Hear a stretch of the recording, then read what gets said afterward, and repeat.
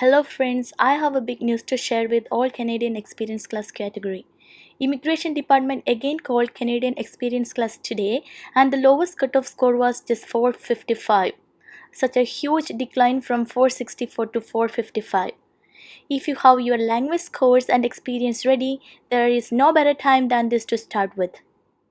In today's episode, I am going to explain how to successfully submit job related documents. Please note that 99% of rejections are happening due to wrong documentation of work experience. So let's start.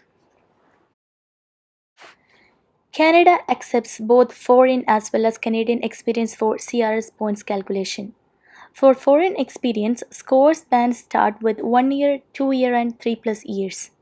When it comes to Canadian experience class, your scores will be decided by your skill category. There are different scores for skill level O, A and B. Also, at least 1 year of full time or equivalent part time experience required in past 3 years. So, let's see how to do a proper documentation. What all are the documents required? For any job experience, regardless of whether it is a foreign experience or Canadian experience, you must submit offer letter, relieving letter, tax forms if you are paying tax for your income, job reference letter, pay slips, and bank statements. Note that bank statements are optional, but it is a very good supportive document that you can submit in the additional documentation. So, the first one is offer letter. What are the contents it required? It must contain your name as in your official IDs.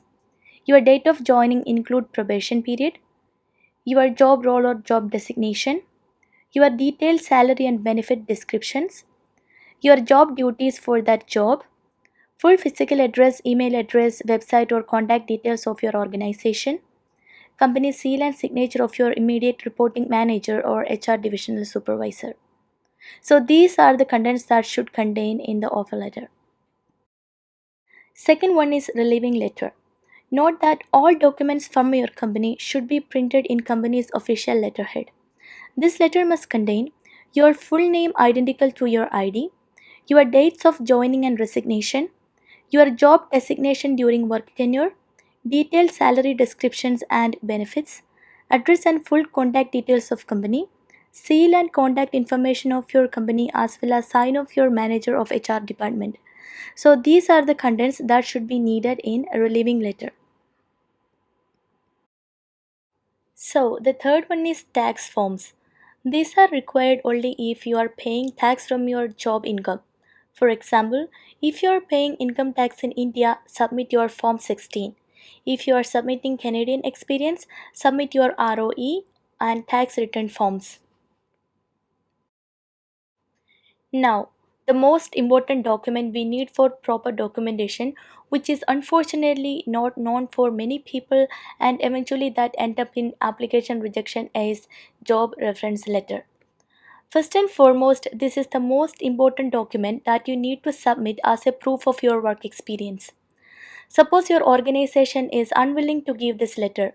You can seek help from any of your senior employee, preferably your direct manager, to write these contents to in a white paper and sign.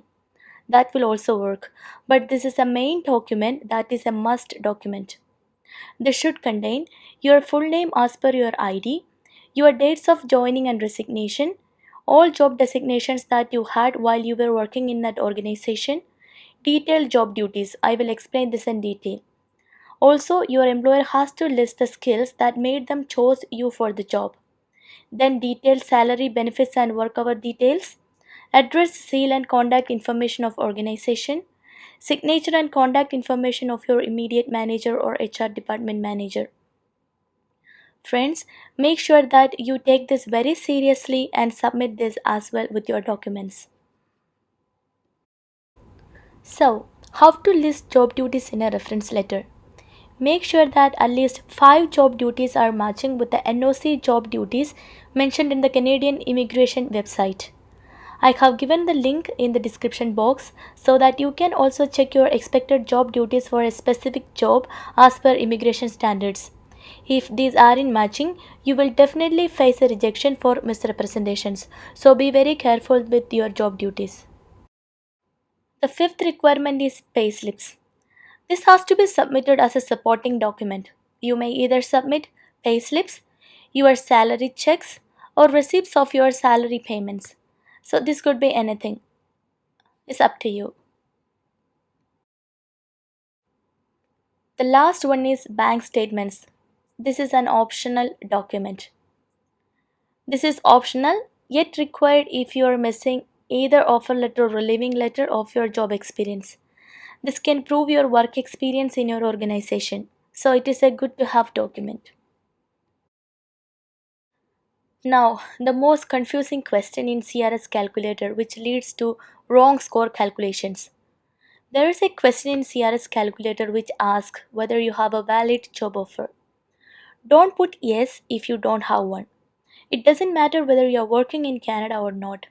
Your job should be approved by Government of Canada if you need point for this particular option.